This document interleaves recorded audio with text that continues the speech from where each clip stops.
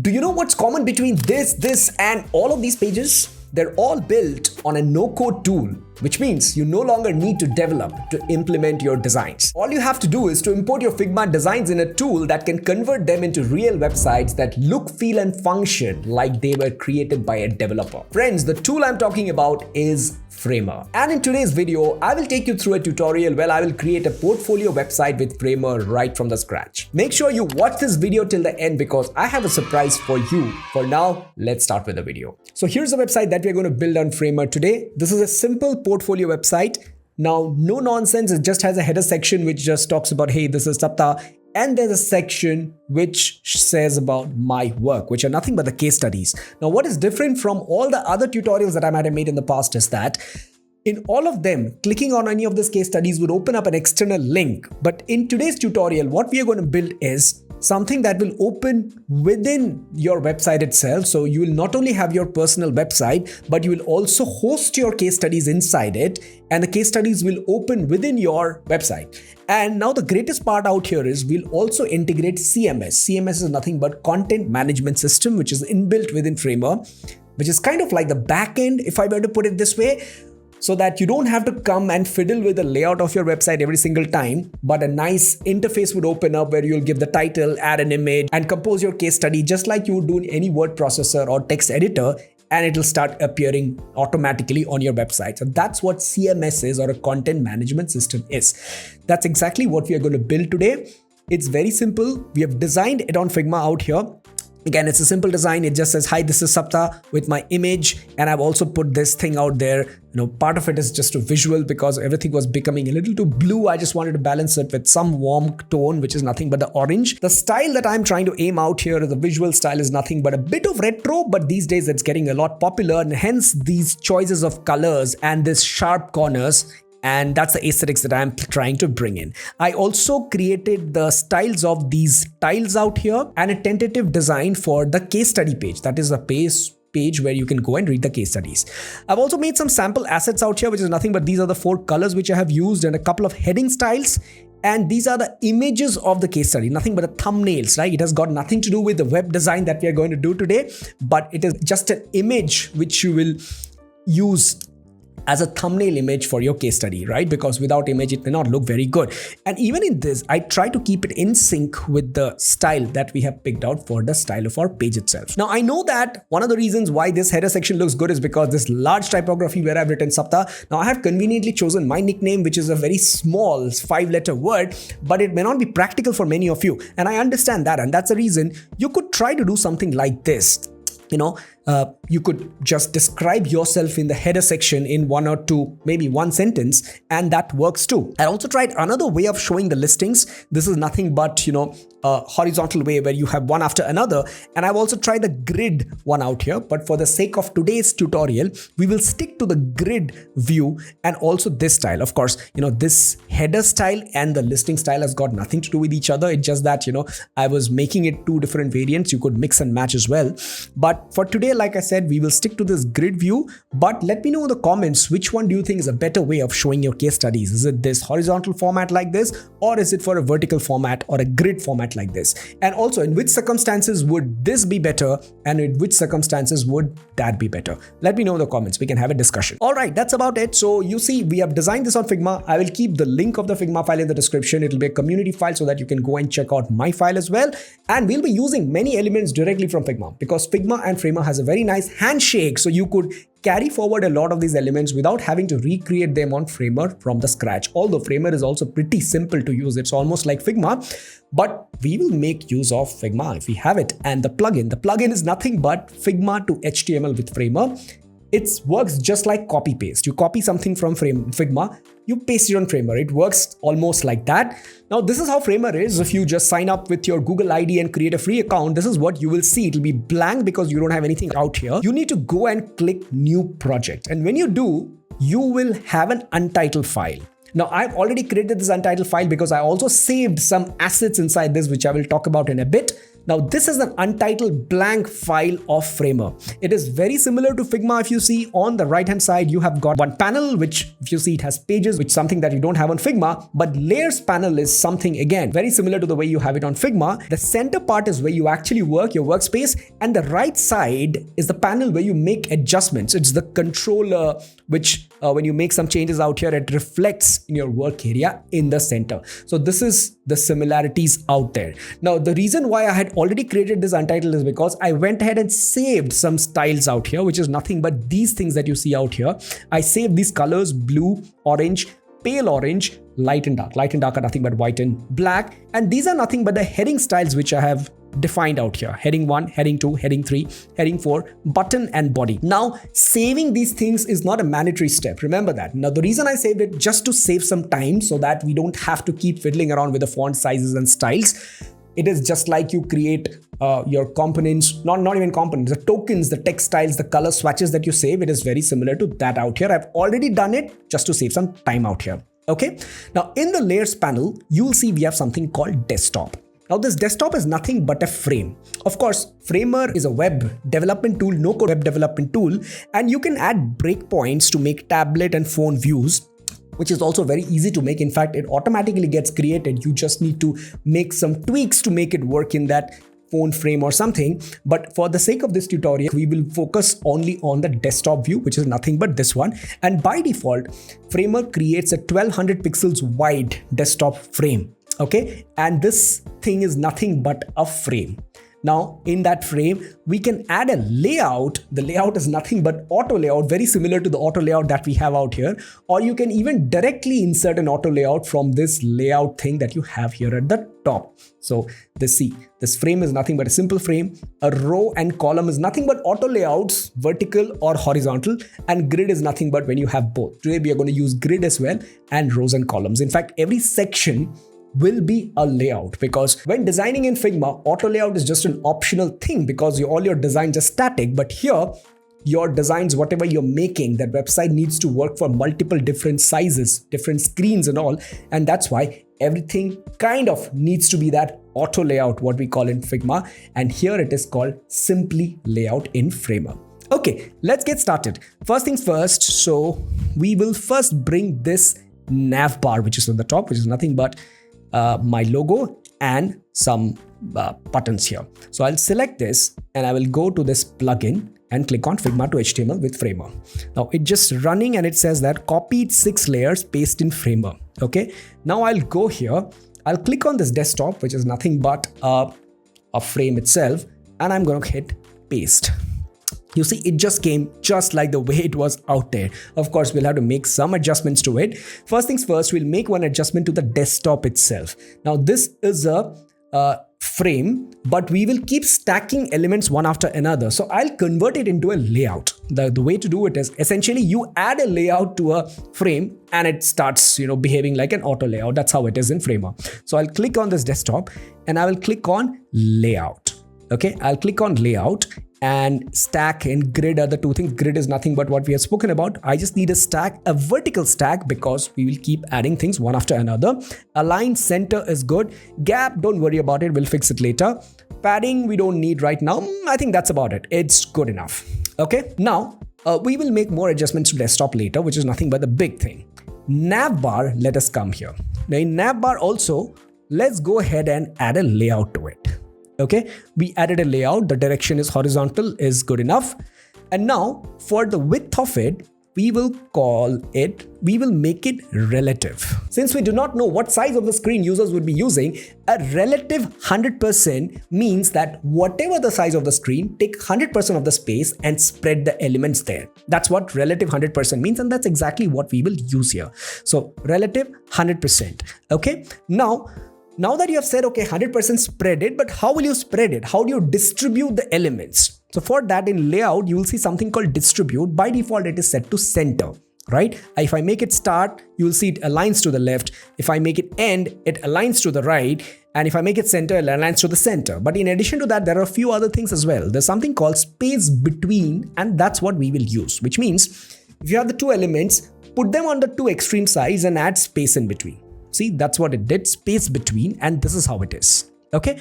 And now since it is almost touching to the left, I'll add some left and right padding to it. So here we select this and we come here to the padding. So I can add padding all four sides, which I don't want. So I just want padding on the left and the right. I will pad per corner. Here I come, top, right, bottom and left. Right, I'll add 32. Left, I'll also add 32. So now it has padding on left and right. Now what this does is, if you go and see a preview, you can see a preview by either clicking on this play button or display button, the global one at the top. So if you click here, this is the handle. So when you make it small, it becomes small. When you make it big, it becomes big, and it maintains that 32 pixel padding that you have set. So no matter what the size is, it's going to have that 32 pixels padding on left and right. So this is what makes it responsive. Okay, but I'll make one more change out here, right? If someone keeps increasing the size, or if someone has a very big monitor, say a 4K or a 5K monitor, which means Sapta logo will be on the extreme left and this 3 buttons will be on the extreme right. That may not be very ideal either. So what I'll do is, this behavior is okay, but I'll add a maximum width, which means beyond that width, it shouldn't grow. Okay, so which means if I select, I'll come here on the size itself, because it's a size thing, min max, I click on add, max width, and max width, what kind of width I want? I want a fixed width, and I'll call it 1200, which is the default value. Now what it does is, if I again go back to the preview, if you see when it's small, as I keep increasing it, it keeps spreading, but the moment it hits a width of 1200, yeah, now it hit, it wouldn't grow anymore. No matter what the size of the screen is, it will stay within 1200. What it ensures is a comfortable viewing, because if it's too big, the user will have to keep moving their head. So that's why I'm going to fix the width at around 1200. Okay, so we are done with the header section. Like let's go back to Figma once again. The navbar section we are done. Let's bring this section right now. Okay, now here we'll do a couple of groupings before I actually bring it, right? Let's see if the groups are cleaned up in this. So here I have a designer, I have a star. I'm going to group them together, and I'm going to make it a frame. This is nothing but the star unit. I'm working on Figma itself. Nothing new out here. So this is nothing but the picture, and this rectangle is nothing but the rectangle abstract.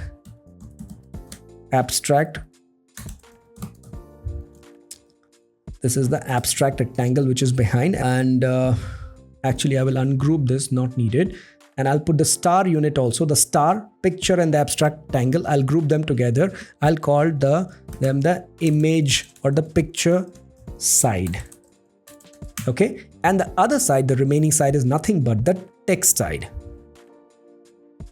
So this is the picture side, and this is the text side, and this text side has got Sapta and hi, this is inside. Okay, so here's my text side, here's my picture side. Now these two, I'll again group them together, and I'll give it a name, maybe hero section. Okay, so now I have my hero section. So I'll copy and paste this into Framer, and it's going to retain all the names and the layers that I have just created, right? So I'll select this, I'll go to the same plugin, Figma to HTML with Framer. It's running, it copied 11 layers, it says. Now I go to Framer, I'll select desktop because that's where I'm pasting. I'll hit Command V, and there it has pasted. Okay, now we'll make some adjustments around the similar kind of adjustments that we had made to the navbar as well. First and foremost, we'll make it into a layout. We'll make it a layout, a horizontal layout. Fixed, we'll make it relative 100%, just like the way we had done it to the navbar. And we will do the same thing, distribute space between. There we have it. Okay, and the same thing, the padding that we had added on the left and the right will continue here as well. And now if you see the design, this hi Sapta, this thing, hi this is Sapta, was towards the bottom. So we'll make the same thing out here. So if you select this hero section, you see this align. Now align, there are 3 kinds of alignment: align to the top, align to the center, align to the bottom. By default, it is aligned to the center. I'll make it aligned to the bottom. Yeah, so there we have it. Now, even to this, I'll add a max width. So in max width, I'm going to give it the same value, 1200 fixed. Okay, so which means beyond that, it's not going to increase in size. Okay, and the height of the section, the hero section, the height of the section, right now it is set to a fixed value of 518. I'm going to change that to viewport. Now what viewport means is the amount of screen that you see in the first view of your monitor. That's what a viewport is. And right now it says that this would be the position of it. Now when it says 100 VH, it means 100% of the viewport. Now I may choose to reduce it as well. In fact, that's what I will do. I'm going to make it 80% of the height. So which means no matter what, 80% of the screen that you see will be the hero section, followed 20% would be the next section, right? And so this is the height is determined based on the viewport in this case, right? So here it is. And I will add some bottom padding to it. The by bottom padding here, I'll add a bottom padding of around 80. Okay, there it is. Now I'll quickly go and see a preview of how it looks. Yeah, of course, it's too early to decide because we'll put other elements. That's when we'll get to see how it is behaving. Okay. All right, so now the hero section is almost kind of done. Okay, we will come back to it. We'll make some few animations there. So in desktop, I'll give the background color to whatever we had set, which is the pale orange from white. Okay, and I'll quickly go and check that this one is set to the style that we had picked, which is nothing but heading 1. And these two styles, if you see, this is one font which I had used. These are the only two places where I have used this. This font is called Condiment. Now this is a default font inside Figma, but I thought, should I use it for just these two places? But then I thought this was adding some amount of character to the design, so I went ahead and used it regardless. So that's why I have not saved them as style, because it just used in two places. So they are there, it directly picked up the font styles from there, which is Condiment. Okay, all right, I'll keep it this way. Okay, next, I'm going to pick up this sectional heading, which is nothing but sectional heading. I'll select this. I'll go to the plugin Figma to HTML with Framer. It is running, it copied. Now it's asking me to paste here. So I'll come to desktop and paste it. So there is my sectional heading. I'll make the similar kind of changes what you have done. It already has this layout out here. I think I had added there. Now this is nothing but the line. And there it is. So we will do the same thing. Instead of fixed, we'll call it relative and fill it to 100%. We'll give the same padding that we had added on the left and the right, around 32 and 32. And there we have it. So our sectional heading is ready. Next, we will start putting the content. Now, very simple out there. But before we go out there, like before we copy paste this, this blank listing, we will set up our CMS. Now, this is probably the most interesting part of this tutorial. CMS stands for Content Management System, right? First of all, we decide what kind of content we are going to add, so that you don't have to keep coming and doing all these adjustments every time you write a new case study. You'll automatically open that text editor or a word processor sort of a interface where you will add your case study and save it, and it'll automatically start reflecting in your website. That's what a CMS does. Let's set up a very simple CMS. Okay. For a while, let us just forget about the interface and everything that we made, okay? Just keep it aside, just forget for a while. Now, what we are going to do in CMS is kind of like backend. Yes, kind of like backend, okay? On the top, you will see something called CMS. Let's click on that. And when you click here, you will see this right panel changes, nothing else changes. And there you will see it's kind of empty. It says that collections, the project doesn't have any CMS collection. You can either import CSV, meaning if you're using some other tool and if you have exported your data as a CSV file, you can import it. We are not going to do that today. Or add blog. Add blog is nothing but, a default blog sort of thing. Well, our case study is very similar to blog, but we will do it from the scratch because it's actually easier that way. Okay. So I'll click on collections, this plus. When I do, I can add a name to my collection. Okay. These are nothing but case studies. I'm going to add case studies, right? That's it. We are done. Now I can go ahead and create a new item, new case study. So every time when I come, I don't have to fiddle around with web design. I'll just click on new item and I will start writing out here. Title, I'll give a name to my case study. Slug is nothing but the URL. We'll change the name of it in a bit. Don't worry. And content. Content is nothing but just like your Microsoft Word or Notion, where you can keep typing or copy paste. You have bold, you have all the formatting options, image, video. You can choose text styles and all, just like you have a Notion, Medium or any other place. But I also see the need to add a few more fields. I would definitely need an image. Where do I upload an image? As in a header image. Of course, not this. This image is a part of my case study. I'm talking about a header thumbnail image. I don't see an option to add it. I would also want to add a 2-line description. I don't see an option to add it. How do I add? We can, because we are building everything, right? So I'll just close this for a while. I'll set discard changes. I'll click on edit fields. So when I edit fields, I get to edit and modify whatever form that you had seen, right? So title is already added. Slug is nothing but the URL, and slug is not a very user-friendly name. I'll call it URL only, okay? Forget it. Content is nothing but where you go and edit your case study. And I will add a few more things. How do I add? Click on this plus. First and foremost, I need an image for sure. This is nothing but my header image. Okay, I'll click on header image. Then I need one more plain text. Plain text is nothing but this one is for the description. Description. Okay. All right. So there it is. So first I will add title. Then I want the description in my form. Then I want the header image. Then I want the URL. URL will actually automatically get created. You will see in a while. And content is nothing but finally where I type. I modified the form that you had seen before. Okay, so I'll go ahead and close it. Now I'll go and click on new item. Now when I do, you will see the extra fields are showing up now. Title, description, header image. I can click on it and upload. And the URL, whatever I type out here, the URL kind of automatically gets populated. So don't worry about it. And this is the place where you paste your case study or you type your case study. So our CMS is ready. Let's go ahead and add some. I have some in my Medium because I used to write in Medium once upon a time. And I will add some of my old case studies. Let's see. Okay, let's add these two first. So this is the title. I copy it. I bring the title here. Description is nothing but this one line description of this. And this header image is nothing but some images that I had created. Remember the sample ones? I had exported them on a folder on my desktop. So here is it. Image 1. I will select this. I'll open that.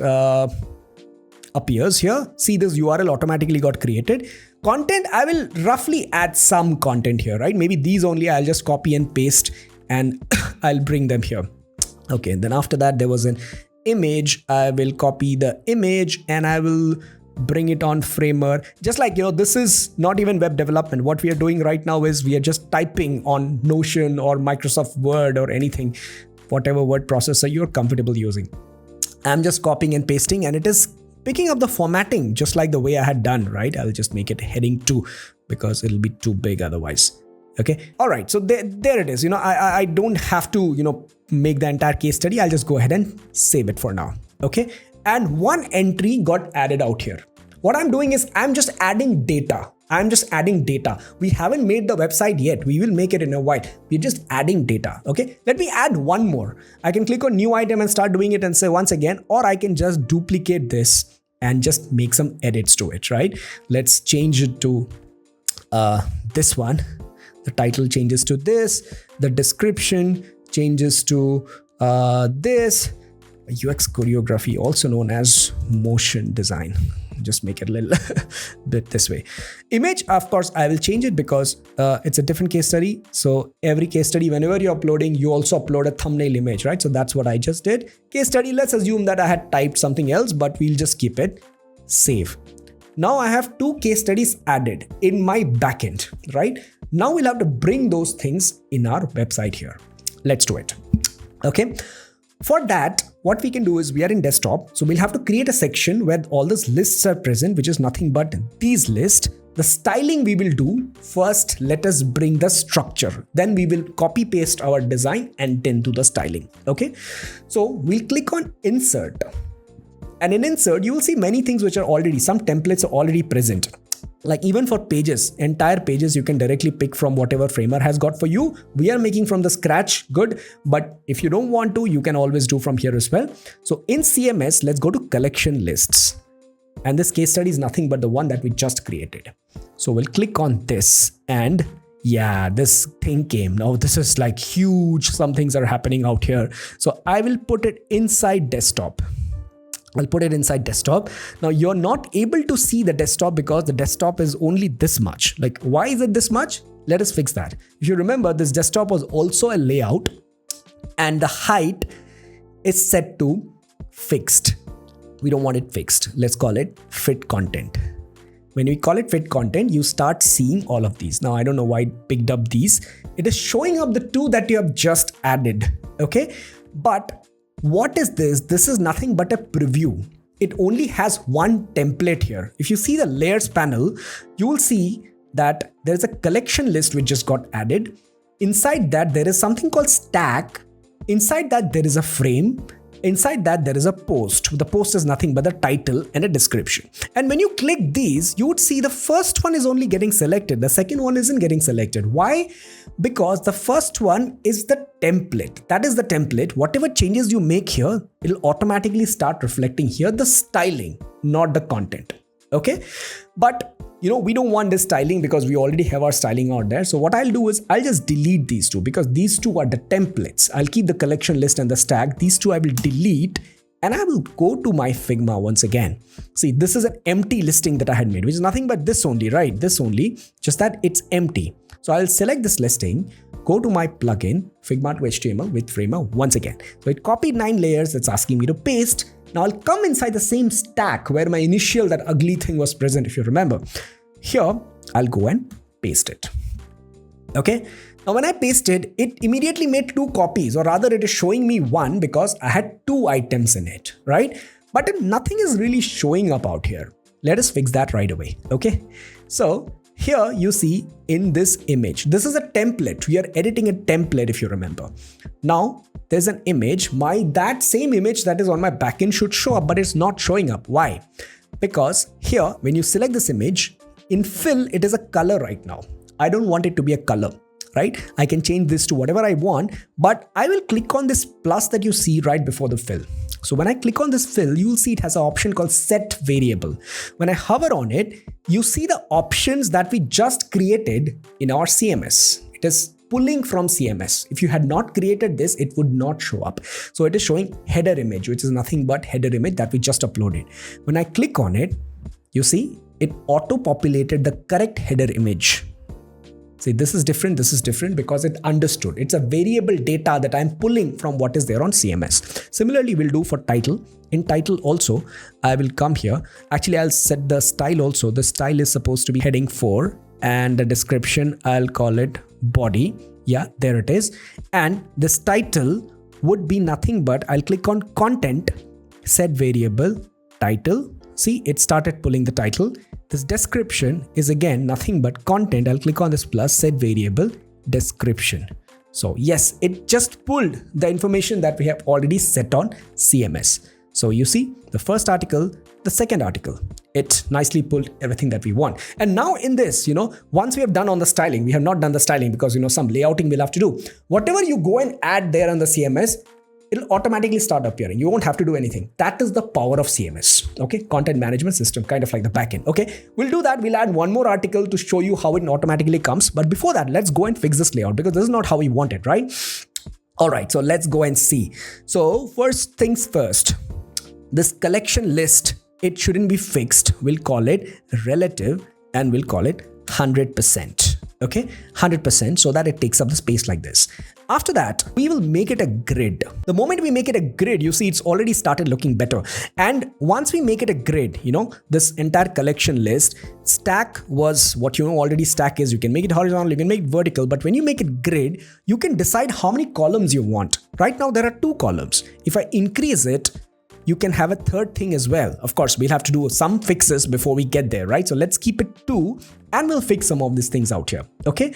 Now in each of this listing, right, we will go and set it to relative. Now this listing, remember you just make change to one of them and the other one starts reflecting because only one of them is the template, right? So in this listing, we'll call it fill.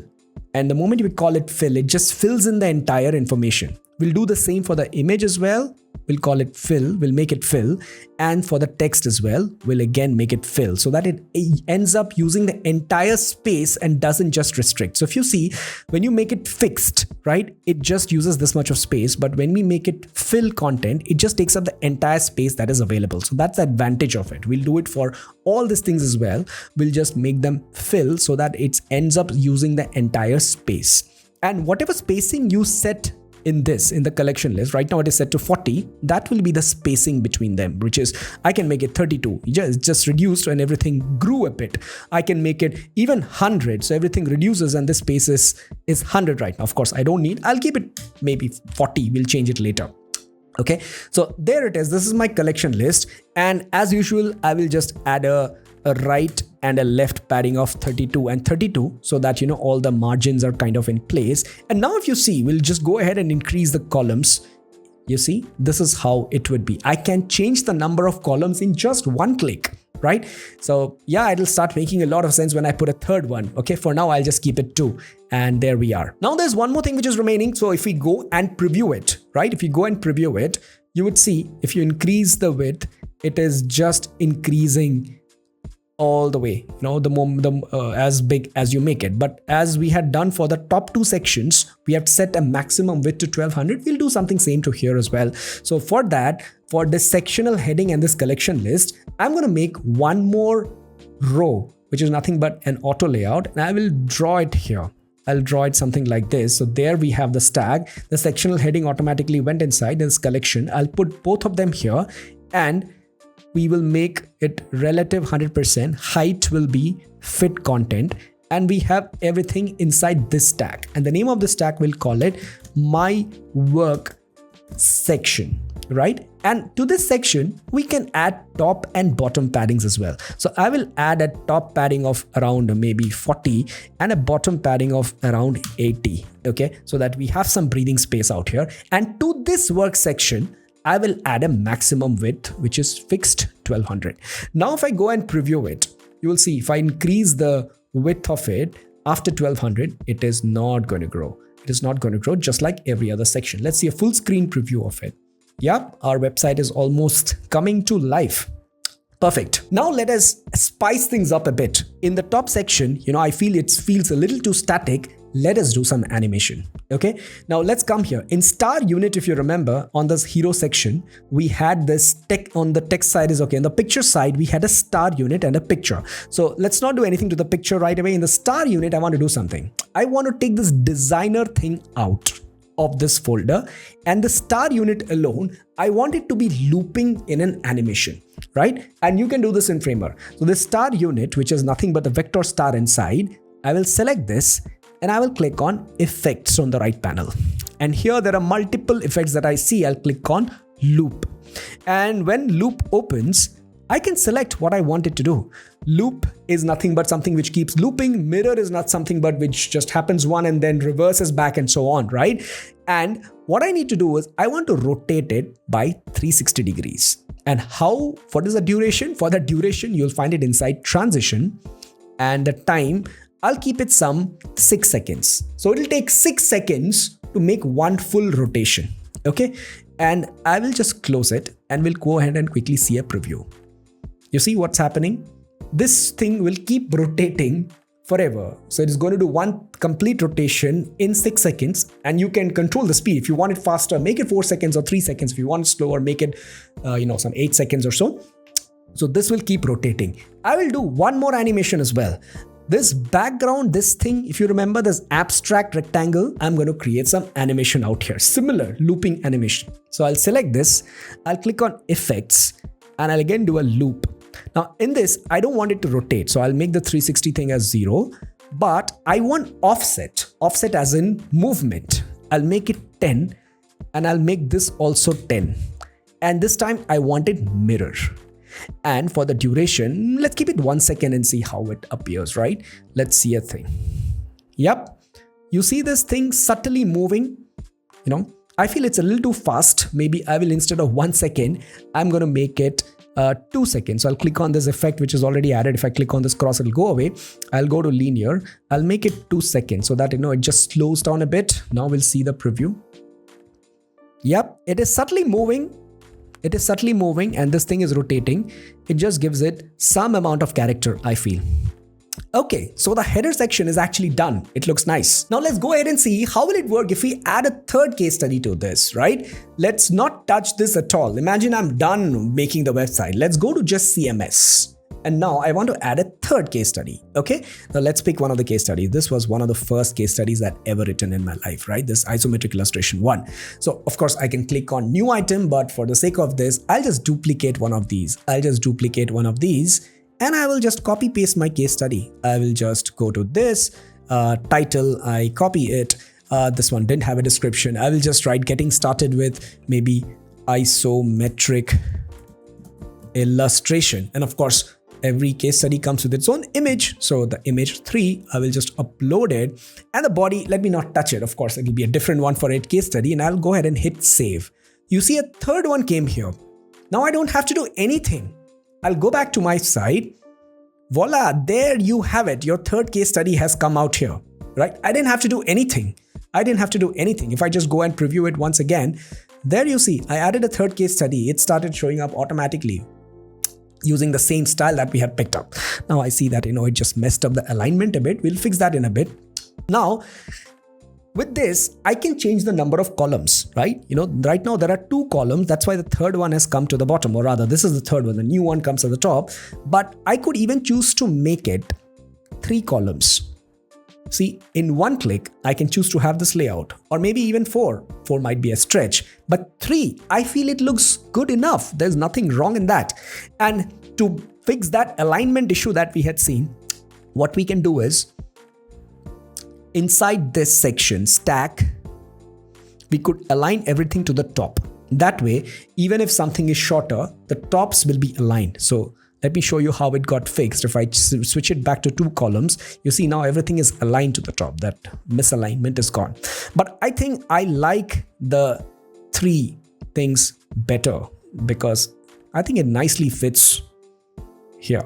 All right, perfect. We have our case studies ready out here. Next, we will make the detailed page of our case study. Now I'll go to the pages tab here. Now one page, right now our website has only one page, which is the home page, which has everything, but clicking on this should open up another page, right? Now we'll click on this and we'll click on new CMS page. Now new CMS page is appearing because we have created. Now here case studies, there is an index, there is a detail page. Index is nothing but a separate page with all these listings, which we don't need right now. We'll click on details page and it created some sort of a detail page. Of course, we will change the formatting out here, right? Now here it is, right? This is the case study detail page which has made. We'll go to layers. Now we are in the case studies pages right now. Now here also, since there are 3 case studies added, you can go and switch them and to see how different case studies are showing up, right? Everyone will use the same template. It doesn't matter. We are only editing the template, right? So here we will go ahead and make some changes. Okay. All right. Now for the rest of the thing, I'll just go ahead and delete this. I'll just keep the content part and title, description and banner. I will delete it because I'm going to bring them from this place. Okay. These 3 things, I will bring them. And of course, I don't need this images out here. I just need a blank one. There it is. So this is my text block. I'll group all of these and I'm going to go to the plugin Figma to HTML with Framer. Now it is running. Now I'll come here in the desktop. I will paste them. And there we have them, right? Here is my section. Now the sample title itself says sample title and it says sample description because I haven't connected. Just like what we had done, we'll have to do the same thing out here as well. So first of all, here, let me change the style to heading 2 and this thing, description to body. And I will use the alignment center because we are using center alignment for these 2. We are using center alignment for the description and the title. And for the body, we are using left align because that's how it is easier to read that way. Okay, now in this sample text, I'll come here and click on content, this plus set variable, we'll set it to title and then we'll bring it down because it's occupying more space. And this one would be description.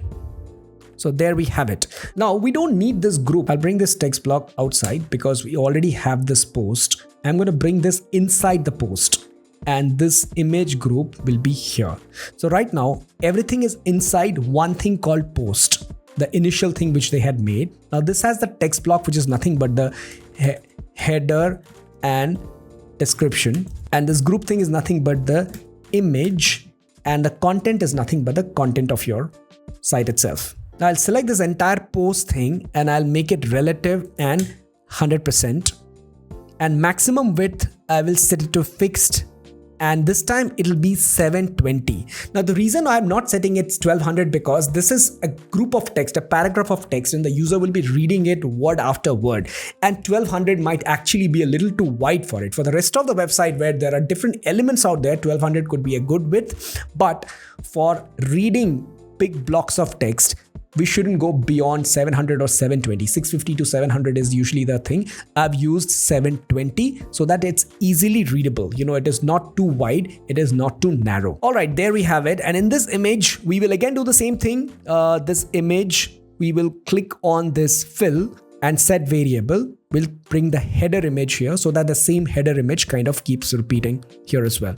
And this one, for this heading, we won't need header 2, but we will use a different header. We'll use header 3 here. Yeah, that's a much better header. Okay, so there we have our page. And let's go back to our home page out here. Now, only thing that is remaining is to connect and some hover states of it. We'll make some hover states of this page as well so that, when you hover on it, we create something which is different from it. Now, for this, we will make a component because it's much easier to create hover states when we make a component within Framer. Now, component is nothing but exactly the way it is in Figma.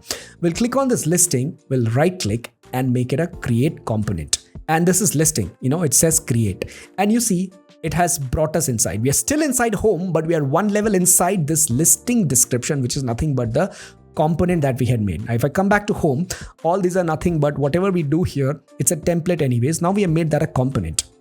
Okay, now if I double click on it, I'm on the component again. Now here we can do some changes out here. So I can add a hover state. Now, once we do a hover state, this one opens up. Now, whatever you do to the main stage will automatically happen out there. I will make some small change to this arrow because the arrow which it imported from Figma isn't very good that I like. So I'm going to make some changes. I'm going to draw actually an arrow inside Framer itself. So I'll just I will double click on this arrow out here and I'll take the time till the time I see this, and then I will take this pen tool and draw one arrow, a simple arrow like this. First, I'll draw this chevron, and then I will add the base of it like this. Okay, and now I can delete these things and just keep these things inside this arrow. So there we have it. Of course, we need a thicker arrow out here. We'll make the width 2 and the color would be blue, and we'll make sure it's inside this. I will just round it these corners because it is too small like this. And there we have it. And this button text will be nothing but against a text that we had defined, which is nothing but button. And I will make the color blue, and I will center it like this. Now here I will create some differences. First of all, I don't need it to be this big a button. We'll make it smaller. We'll make it something like this. We'll make it something like this. Okay, and all the changes that you make in the primary one automatically starts reflecting in the hover state. Now in hover state, here we will change a few things, right?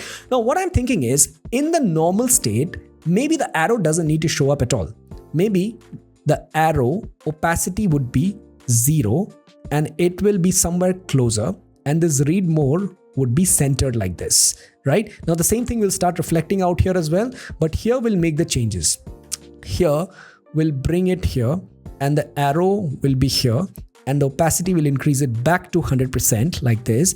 And I will also invert the color of this, meaning this will now have a fill.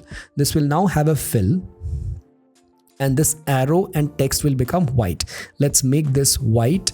This read more also becomes white, and this button, entire button, gets a fill which is nothing but the blue.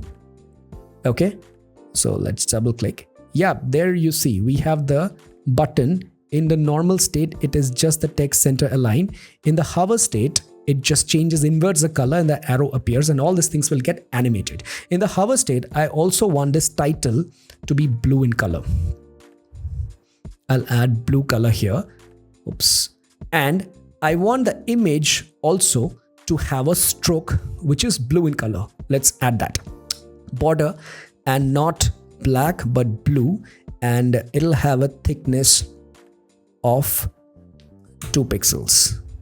There we have it. So once I'm done editing, I'll just click on home and it will start reflecting the hover states. Let's go to full screen and see. Yep, there you see, when I hover any one of them, it just starts reflecting. The button changes in color, the blue stroke appears, and the text also becomes blue. I think we can also add some shadow to this. Let's go back to this in this, and in this image, we can add some shadow out here. Let's add a shadow outside, make it a realistic shadow, and we will make the diffusion. You can just play around with this value to see how it works. You can play around with focus. We'll reduce focus a bit so that it blurs out a bit. And the color, I will change the opacity to, actually 25% is good. I will keep it 25%. I'll also add a shadow to the button. Similar kind of shadow, a realistic shadow, a softer shadow. Maybe we can change this to more. Yep, there we go. We'll just go and see the preview right now. And yes, the shadows should start appearing both on the button as well as this. Now I realize this text in the hover state is actually not perfectly done. So it is a little up. So I think it needs to come a little down compared to this one. Yep, I think this is fine right now. So we'll go to home and we'll see a quick preview of it. Yep, there we have it. There we have it. It is functioning. Now only last thing is remaining, which is to link them.